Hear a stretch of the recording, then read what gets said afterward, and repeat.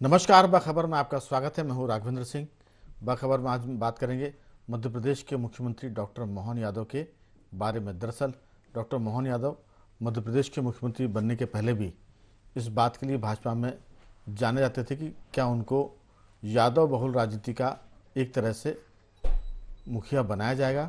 और ये यादव बहुल राजनीति मध्य प्रदेश में कम है, उत्तर प्रदेश और बिहार को लेकर ज़्यादा है।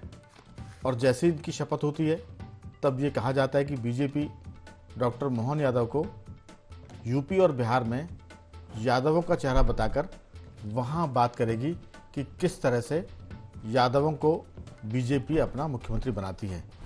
आखिर ये जो गणित है, अगर यूपी की बात करें तो वहाँ MY का गणित है, यानी मुस्लिम और यादव का गणित, और उसको बीजेपी थोड़ा सा कमज़ोर करना चाहती है।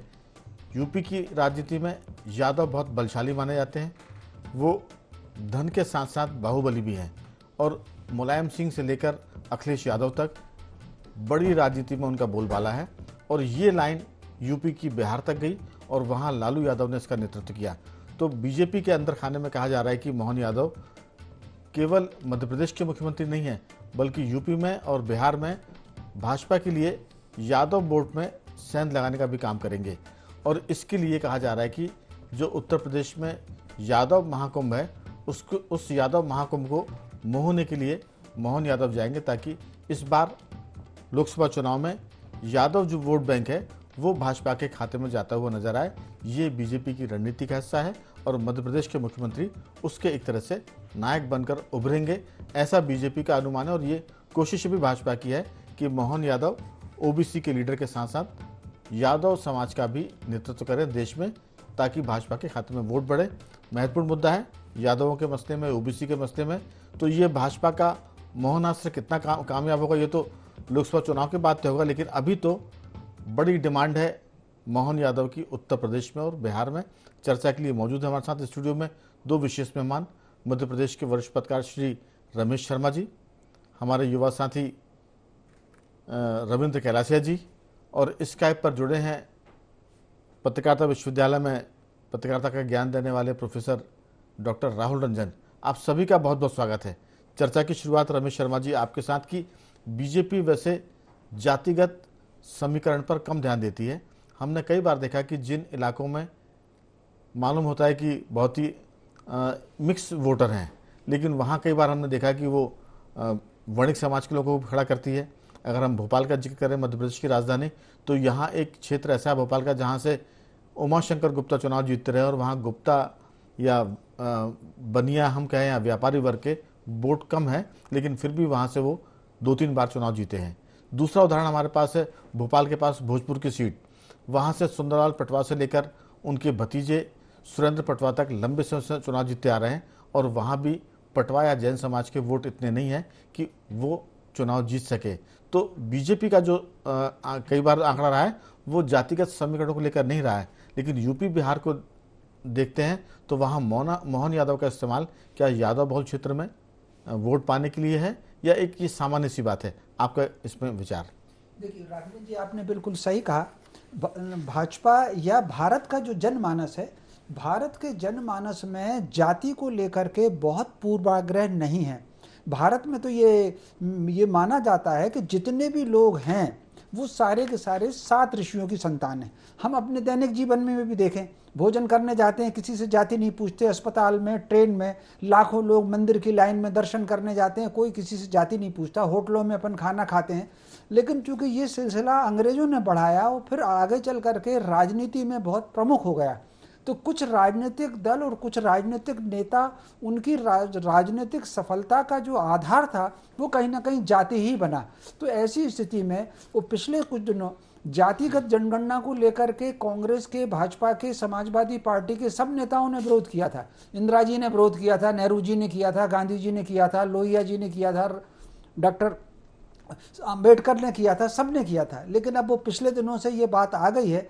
तो अब यादव मुख्यमंत्री पहली बार मोहन यादव नहीं बने हैं, इससे पहले बाबूलाल गौर भी बने हैं, और वो उत्तर प्रदेश के यादव महाकुंभ में जाते भी रहे हैं। जी। लेकिन इस बीच में जिस तरीके से बातें चल रही हैं और उसमें जातिगत आधार प्रबल हो रहा है, तो स्वाभाविक रूप से अगर मोहन यादव उसमें जाते हैं तो कहीं ना कहीं इसका लाभ भाजपा को मिलना, इसकी संभावना तो है। लेकिन फिर भी मैं ये बात कहूँगा कि 90% लोग जाति पर बिल्कुल जोर नहीं देते। शादी विवाह में जरूर जाति और गोत्र पूछ लेते जी। हैं, बाकी जीवन में नहीं है और राजनीति में भी नहीं है। तो मैं समझता हूँ वो थोड़ा बहुत प्रभाव पड़ेगा, वातावरण बनेगा, मीडिया में खबर भी आएगी, लेकिन कितना प्रभाव पड़ता है ये तो अभी कहा नहीं जा सकता। जी। बिल्कुल, जहाँ तक आपने कहा कि भारतीय समाज में अगर अंग्रेजों की बात करें या उसके पहले की, तो जातियाँ कम थी, वर्ण व्यवस्था ज़्यादा थी। तो ये एक अलग विषय है, उस पर आप कभी विस्तार से आप चाहें तो अभी की बातचीत में थोड़ा जिक्र कर सकते हैं कि भारतीय समाज में जाति को छोड़कर वर्ण व्यवस्था का तो जरूर इसमें प्रावधान था, लेकिन जातियाँ अब ज़्यादा हो गई हैं। लेकिन हम मध्य प्रदेश की तासीर की बात करें या बीजेपी की जो राजनीतिक जो एक तरह की रणनीति है, उसमें जाति को महत्व कम मिलता था। अगर मोहन यादव की हम बात करें तो ये चुनाव का मौका है और उस समय यादव महाकुंभ हो रहा है, इसलिए वो चूंकि मौका है और दस्तूर है और मौसम भी है, उस तरह से जरूर मोहन यादव को यादव राजनीति के हिसाब से यादव लीडर बनने की बात बीजेपी या मीडिया या बाकी क्षेत्रों में हो सकती है, लेकिन बीजेपी की रणनीति ये कम रही है। जरूर अभी कहीं कहीं देखने को मिलता है कि वो जाति के हिसाब से टिकट भी देने की बातें होती है, जाति के हिसाब से वो ये भी तय करते हैं कि कितना प्रतिशत जाति, किस जाति के लोग मंत्री बने हैं, किस जाति के लोग विधायक बने, या संगठन बीजेपी की बात करें तो उसमें भी। लेकिन दीगर पार्टी की बात करें तो वहाँ तो खुलेआम, अगर समाजवादी पार्टी की बात करें तो वहाँ इस बात का कोई परहेज नहीं है कि यादव को लेकर वो बहुत ही ज़्यादा एक तरह से जिसे कहते हैं बहुत जुनूनी है, पॉजिटिव है। तो मैं पूछूंगा राहुल जी, भारतीय राजनीति में जातिवाद को लेकर अब मामला बढ़ रहा है कि घट रहा है? क्योंकि एक जमाना था जब यूपी और बिहार जातिवाद के लिए बहुत बदनाम थे, लेकिन पिछले हम 10 साल की बात करें तो बिहार में भी जातिवाद का एक मिथक टूटा है, और उत्तर प्रदेश के 2 चुनाव नतीजों की बात करें तो उसमें भी जातिवाद का मिथक टूटा है। यादव या बाकी लोग जीतकर कम आए हैं, दीगर लोग जीतकर आए हैं, और मुख्यमंत्री भी उससे अलहदा बनाए। आपकी राय? नहीं राघवेंद्र जी, क्या है कि दोनों प्रदेशों से मेरा रिश्ता है। उत्तर प्रदेश से भी बिहार का, मूल जन्मभूमि मेरी बिहार, तो वहां की राजनीति को मैंने देखा है।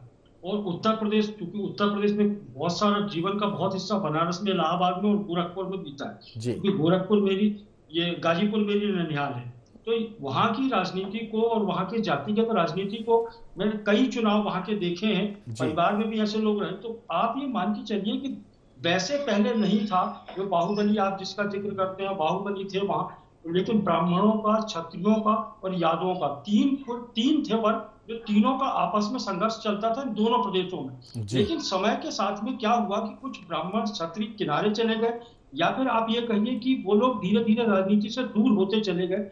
उसका फायदा यादव वर्ग में मिला। अब स्थिति ये हुई कि भारतीय जनता पार्टी का जब प्रवेश राजनीति में बहुत तेजी के साथ में होता है, तो उत्तर प्रदेश और बिहार दोनों की राजनीति में जातिगत समीकरण तेजी के साथ में बदलना शुरू होते हैं। आप ये देखिए कि चलिए, भारतीय जनता पार्टी से पहले जब बसपा ने शुरू किया था तो बसपा ने भी यही किया था। तो अब स्थिति ये हो गई है कि अब जाति आधार पर ही चुनाव लड़े जाने लगे हों, और बहुत तेजी के साथ में इसमें बदलाव हो रहा है कि अब लोग ये देख रहे हैं। अब ये कह देना अलग बात है कि आप जाति को लेकर के वोट नहीं दिए जाते, नहीं, जातिगत समीकरण बहुत प्रबल हो गया। दूसरी चीज यह हुई कि कांग्रेस ने जो जातिगत जनगणना का जो मुद्दा उत्तर प्रदेश में उठाया है और बिहार में उठाया है, ये बहुत ज्यादा पावरफुल हो गया। स्थितियां क्या है कि यहाँ यादवों की संख्या बहुत अधिक है, और पूरी राजनीति को यादव इस समय यादव वर्ग बदलने की दिशा में बहुत तेजी के साथ आगे बढ़ चुका है। और दोनों स्टेट, दोनों प्रदेश एक ऐसी राजनीति की धुरी है जहां से पूरी हिंदुस्तान की राजनीति तय होती है। और दूसरी चीज यह हुई है कि इन दोनों प्रदेशों में 2 ऐसे युवा नेता निकल के आ गए हैं, तेजस्वी यादव और अखिलेश यादव। इन्होंने पूरे दोनों प्रदेशों को अपने, मतलब कहीं कि युवा तुर्क के रूप में ये सामने आए हैं। तो पूरी राजनीति की दिशा इन्होंने जातिगत समीकरण की ओर बदल दी है। तो आप इसको बिल्कुल इंकार नहीं कर सकते कि यहाँ जातिगत समीकरण नहीं चलेगा। यहाँ जातियों का बोलबाला है और ये इसी आधार पर यहाँ चुनाव लड़े जाएंगे। बात हो गई कि मध्य प्रदेश के मुख्यमंत्री मोहन यादव को यदि आप उत्तर प्रदेश या बिहार की राजनीति में प्रवेश कराते हैं या वहां आप स्टार प्रचारक के रूप में उनको भेजते हैं तो बहुत अधिक फर्क पड़ने वाला नहीं है, क्योंकि ये दोनों ही प्रदेश बाहरी लोगों को बर्दाश्त करने की स्थिति में नहीं होते, चाहे आप वहां से कितना भी रिश्ता जोड़ लीजिए, क्योंकि वहां जमीनी संघर्ष है, जमीन की लड़ाई है, जमीन के मुद्दे हैं, और वहां का युवा आजकल ऐसी स्थिति में नहीं बचा है कि जो राजनीति को लेकर के वो समझता ना हो। मैं जहां तक समझता हूं उत्तर प्रदेश और बिहार का जो युवा है वो बहुत अच्छे तरीके से हिंदुस्तान की राजनीति को समझता है, इसलिए बाहर से किसी को यदि वहां प्रवेश कर दिया जाए या बाहर से किसी स्टार प्रचारक को भेज दिया जाए, ये चाहे वो भले जातिगत समीकरण का हो, उनकी जाति का हो, लेकिन बहुत अधिक प्रभाव देने की स्थिति में नहीं होता। हाँ, ये जरूर है कि महाकुंभ को लेकर के जैसा बड़े भाई साहब रमेश जी बोल रहे थे कि वो जातियों में जाते रहते थे, अपने अपने महाकुंभ होते हैं, अपने सम्मेलन होते हैं, शादी ब्याह का सीजन होता है, आप चले जाते हैं उनमें, वो बात अलग होती है, लेकिन राजनीतिक मंच पे जाना और उस चीज को घेर लेना कि आप उत्तर प्रदेश के यादवों को अपने गुट में लेके आ जाएंगे और बिहार के यादवों को आप एक छाते के नीचे खड़ा कर देंगे, ये संभव नहीं हो पाता। बिल्कुल, इसलिए नहीं हो पाता कि अभी भी यदि आप मोहन यादव का यदि आप कैरियर भी देख लीजिए और मोहन यादव का कलेवर भी देख लीजिए, तो राष्ट्रीय नेता के रूप में ऐसा नहीं बन पाया है कि जो उत्तर प्रदेश के चतुर और बुद्धिमान और बिल्कुल राजनीति से घिरे हुए लोग और राजनीतिक षड्यंत्रों को समझने वाले वहां के लोग बहुत अच्छे तरीके समझते हैं कि मुख्यमंत्री होकर के यदि यादव चेहरा आप लेके आ गए तो उससे बहुत फर्क नहीं पड़ता। राहुल जी दरअसल हम सिर्फ एक दशक की बात करें तो उत्तर प्रदेश जैसे राज्य ने जातिवाद को खारिज किया है, क्योंकि एक बार मुख्यमंत्री बने योगी आदित्यनाथ और वो दोबारा बहुमत के साथ मुख्यमंत्री बने। इसका मतलब कि यादव की जो राजनीति है या जाति की राजनीति वहाँ की जनता ने खारिज की है। आप उसको कितना भी ढो सकते हैं, ढो लें। बिहार की बात करें, वहाँ भी लालू यादव के बाद कोई भी यादव चेहरा, आपने भले युवत्व की बात की तेजस्वी और अखिलेश यादव की, ये अभी सियासत में बच्चे हों, ये तब उदय इनका हुआ है जब देश में जातिवाद की राजनीति को जनमानस खारिज कर रहा है। एक जमाना था तब जातिवाद बहुत चलता था, परिणाम बता रहे हैं, कोशिश तो हो रही है इसको बनाए रखने की, लेकिन जनता खारिज कर रही है। नतीजे इस पर मोहर लगाते हैं। अखिलेश यादव हार गए, उसके बाद देखिए कि दोबारा फिर योगी आदित्यनाथ से जीते हैं। फिर अगर हम बिहार की बात करें तो वहाँ भी नीतीश कुमार जीते हैं, और ये एक बार नहीं 2-4 बार हो चुका है। रविंद्र जी, इस पूरे मामले में राहुल जी की जो टिप्पणी वो ये कि यादव राजनीति बदलने की रणनीति बनाने में लगे हैं, लेकिन जनता यादवों की राजनीति बदल रही है, क्योंकि यादव खारिज हो रहे हैं। यादव से मतलब जातिवाद की कोई भी राजनीति, चाहे वो ब्राह्मण गुट की बात करें, यादव की बात करें, क्षत्रियों की बात करें, जनता इसको नकार रही है। नतीजे ये बताते हैं, कोशिश भले इसकी हो रही हो कि बनी रहे। आपकी राय?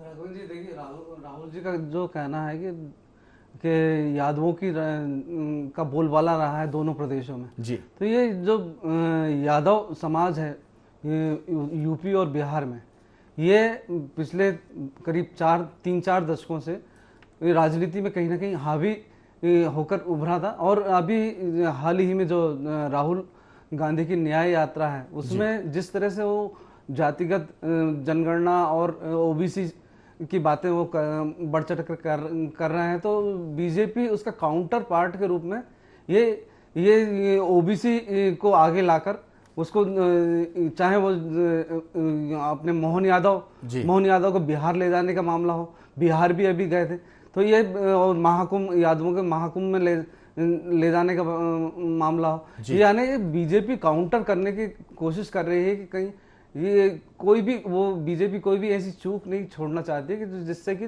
लोकसभा की जो 400 का जो उनका टारगेट है। बेशक बीजेपी कोई चूक नहीं करना चाहती, लेकिन हमारा कहना है कि क्या मतदाता इस तरह की पॉलिटिक्स को पसंद कर रहा है? बीजेपी तो जो वर्तमान में राजनीति चल रही है उसमें अपना भी एक आदमी खड़ा कर रही है कि मोहन यादव हमारा एक यादव लीडर है, लेकिन क्या बिहार और यूपी की जनता इस किस्म की जातिवाद को स्वीकार कर रही है? राघवन जी देखिए, दोनों राज्य जो है यादव राजनीति में काफी उसमें प्रभाव रखते हैं, तो इसलिए बीजेपी को यह मजबूरी है कि वो किसी तरह से अपने यादव बेशक मजबूरी है, लेकिन नतीजे इसको खारिज कर रहे हैं कि अब ना तो यादवों की राजनीति को जनता स्वीकार कर रही है, क्योंकि आप देखिए कि समाजवादी पार्टी हारी है, थोड़ी बहुत नहीं हारी है, बुरी तरह से कई जगह हारी है। लोकसभा की बात करें तो यादव की राजनीति को लोकसभा में उत्तर प्रदेश ने जबरदस्त रूप से नकार दिया है। बिहार की हम बात करें तो वहां भी लोकसभा के चुनाव में यादव जैसी या जातिवाद की पॉलिटिक्स में, यादव गलत शब्द का इस्तेमाल कर रहा हूं, जातिवाद की पॉलिटिक्स को अब लोग नकार रहे हैं। कम से कम लोकसभा के नतीजे ये बताते हैं, और यूपी बिहार की विधानसभा के चुनाव के परिणाम भी पिछले 10 साल की हम बात करें तो इसी तरफ बड़े ताकत के साथ इशारा कर रहे हैं कि अब ये राजनीति नहीं चल पाएगी, चाहे वो यादव की हो, मगर क्षत्रिय की राघव हो, जी, ये ब्राह्मण जो की हो। बीजेपी जो है, कोई भी अपने जो 50-55% का जो वोट परसेंटेज जी। है उसको जरा हाँ, भी कोशिश कर रही है हिला कि नहीं वो सकती। कोशिश कर रही है कि वो उसमें सेंध लगाए, और उसमें मोहन यादव एक हिस्सा हो सकता है। रमेश शर्मा जी, दरअसल हम इस बात पर फोकस कर रहे हैं कि मोहन यादव बीजेपी की वो यादव पॉलिटिक्स का काट हो सकता है जो बिहार में अखिलेश यादव से चुनौती मिलती है। और अगर बिहार में हम बात करें तो तेजस्वी या लालू यादव, और यूपी में हम बात करें तो अखिलेश यादव। आपको क्या लगता है कि बीजेपी का ये कार्ड चलेगा, या जनता अब इसे खारिज करके जो राष्ट्रवाद के नाम पर भाजपा को वोट देती आई है वो उसी ट्रैक पर जाएगी? देखिए, मोटे तौर पर इस ना तो मैं ये कहूँगा कि ये कार्ड चलेगा और ना ये कहूँगा कि ये कार्ड खारिज होगा। जी। कहीं ना कहीं इससे एक थोड़ा सद्भाव का वातावरण तो बनेगा, और वो जो सद्भाव का वातावरण है वो राष्ट्रवाद का जो वातावरण है वो उसमें बदलेगा। क्योंकि उसका एक कारण है कि जाति को लेकर के एक टिप में बात और आपके सामने रखना चाहता हूँ। अब हिंदू समाज भी, सनातन समाज भी ये बात अच्छी तरीके से समझने लगा है कि बांटने के लिए केवल हिंदू समाज की जातियों की चर्चा होती है कि यादव इतने हैं, और किरार समाज इतना है, ब्राह्मण इतना है, ठाकुर इतना है, और ओबीसी। ये आप मुझे बताइए, कभी ये चर्चा होती है कि रोमन कितने हैं और कैथोलिक कितने हैं, सिद्दीकी कितने हैं और कुरैशी कितने हैं और पठान कितने हैं और रोहिंग्या कितने हैं? तो ये जो है उनके यहाँ भी 84 प्रकार की, जब ओबीसी सर्वे हुआ है तो 84 प्रकार की सब कास्ट हुई, उनकी बिल्कुल चर्चा नहीं होती। तो हिंदू समाज भी ये बात समझने लगा है। ऐसी स्थिति में थोड़ा बहुत जो कम लोग जानकार हैं, या जो अभी भी अंग्रेजों के उस वातावरण में डिवाइड एंड रूल में उलझे हुए हैं, वो लोग थोड़े बहुत प्रभावित हो सकते हैं। लेकिन अब ये जातिवाद का कार्ड बहुत ज़्यादा नहीं चलता। मुश्किल से समझ लीजिए 5% या 10% राजनीति में चलता है। ये ठीक है कि किसी कारण से वो यादव मुस्लिम गठजोड़ बन गया था उत्तर प्रदेश में मुलायम सिंह के समय, और वो भी यादव जो जागृत हुआ था वो यादव के आह्वान पर नहीं हुआ था, वो जेपी के आंदोलन में आकर के खड़े हुए थे, जो कि मिडिल क्लास के लोग थे।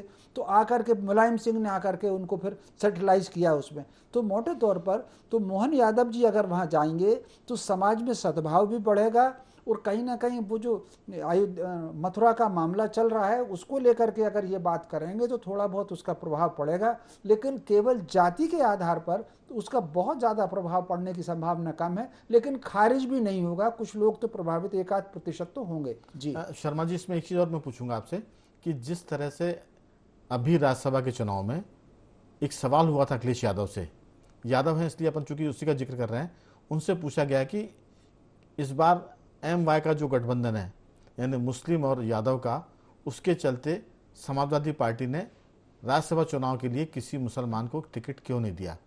तो जवाब अखिलेश यादव ये देते हैं कि हमारी पार्टी MY का मतलब होता महिला और युवा। उन्होंने इस बात को बिल्कुल खारिज कर दिया कि MY का मतलब मुसलमान और यादव।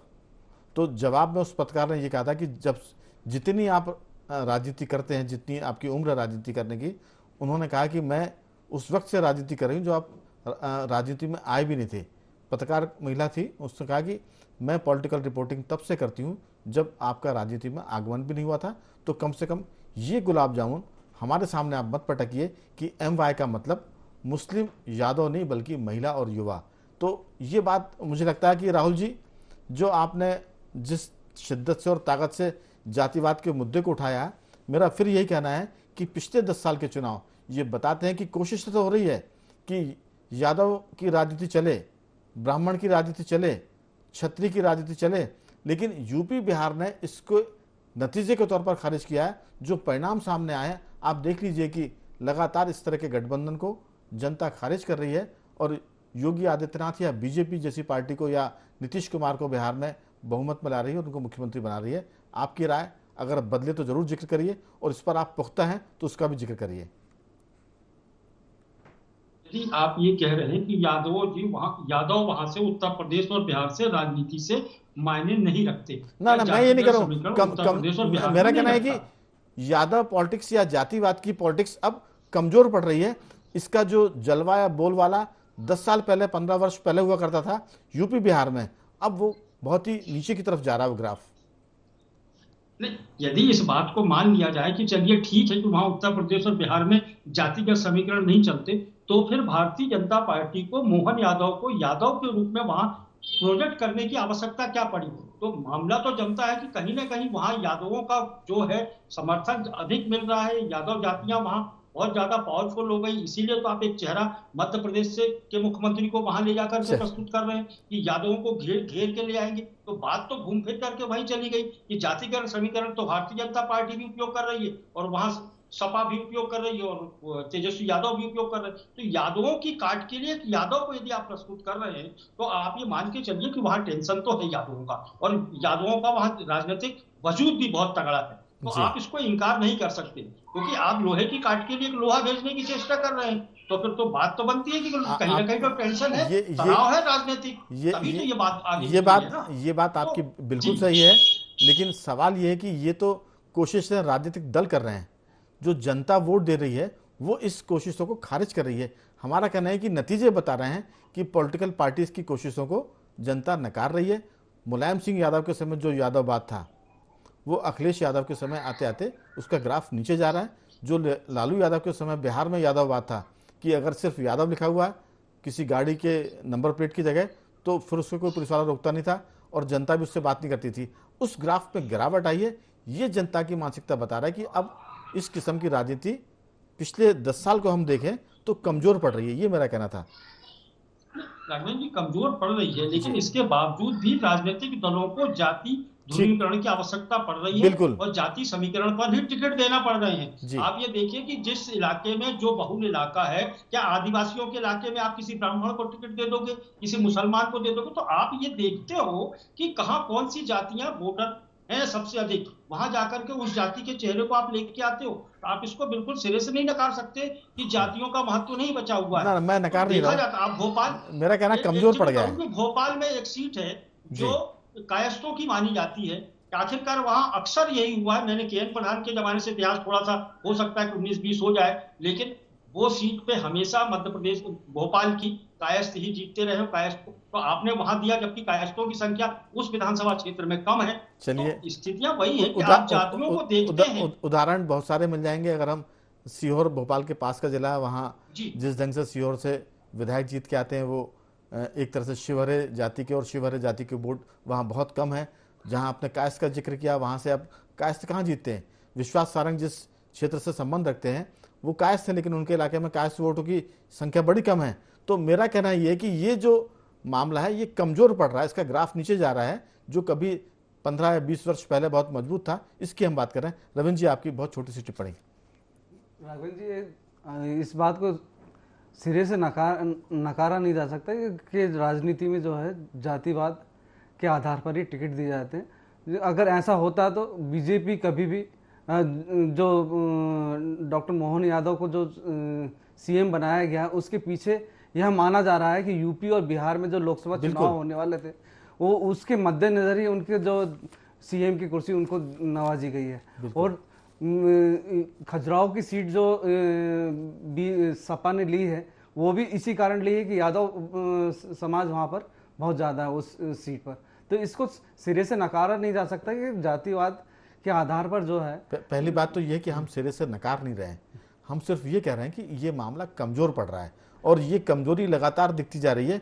मध्य प्रदेश की तासीर का हमने जिक्र किया। कमजोर पड़ रहा होता तो बीजेपी जो है विधानसभा चुनाव के में अनुसूचित जनजाति के जो सम्मेलन 2018 से लेकर 2019 से लेकर 2023 तक कितने किए उन्होंने, जो उनका वोट बैंक जा रहा था उसको उनको दोबारा उसको अपने पास खींचने के लिए उन्होंने, चाहे वो रानी कमलापति हो, बेशक, लेकिन अभी कोई आदिवासी मुख्यमंत्री नहीं बना है। अगर आदिवासी राज्यपाल बना, बिल्कुल, आदिवासी राज्यपाल तो पॉलिटिकल आदमी नहीं होता है। तो हमारा सिर्फ कहना यह है कि हमारी सब बातें ठीक है, लेकिन शर्मा जी से मैं जरूर पूछूंगा कि राजनीति में जातिवाद को बढ़ाने की बातें बहुत हो रही है, कोशिश भी हो रही है। हमारी चर्चा का भी केंद्र यही है कि क्या मोहन यादव को असर दिखाएंगे।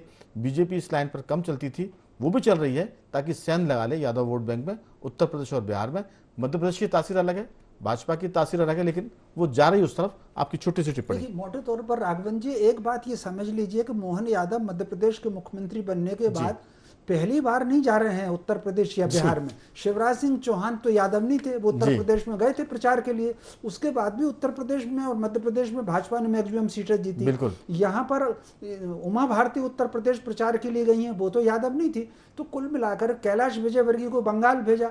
तो कुल मिलाकर के राजनीतिक दल जो है इस तरह के काम करते हैं, एक मुख्यमंत्री दूसरे राज्य में जाता है, और अगर केवल भाजपा को यादव राजनीति साथ न होती तो भूपेंद्र यादव को मध्य प्रदेश का प्रभारी नहीं बनाते, वो उत्तर प्रदेश का प्रभारी बनाते, क्योंकि भूपेंद्र तो बिहार के हैं। तो कुल मिलाकर के ये हर मुख्यमंत्री अपनी पार्टी के समर्थन के लिए दूसरे राज्यों में जाता है। मोहन यादव इसी श्रृंखला का तो कुल मिलाकर हम कह सकते हैं कि बीजेपी का ये मोहन अस्त्र कितना असर करेगा यादवों के बीच में, यादवों को कितना मोह सकते हैं मोहन जी, ये तो नतीजे तय करेंगे। लेकिन सारा मामला इस पर डिपेंड करता है कि बीजेपी राष्ट्रवाद को कितनी ताकत से उठाती है, हिंदुत्व को कितनी ताकत से उठाती है, और राम मंदिर के बाद मथुरा काशी को कितनी ताकत से उठाती है। ये सारे मुद्दे उत्तर प्रदेश की राजनीति पर गहरा असर डालेंगे, चुनाव के नतीजों पर भी और वहाँ की मानसिकता पर भी। इस पर हम और भी विस्तार से बात करेंगे। अभी तीनों मेहमानों को मैं धन्यवाद करूंगा। राहुल जी आपका साधुवाद, रविंद्र जी आपका बहुत धन्यवाद, और शर्मा जी आपका बहुत बहुत धन्यवाद कि आपने चर्चा में हिस्सा लिया। तो बखबर में सिर्फ इतना ही। बने रहिए हमारे साथ और देखते रहिए IND24।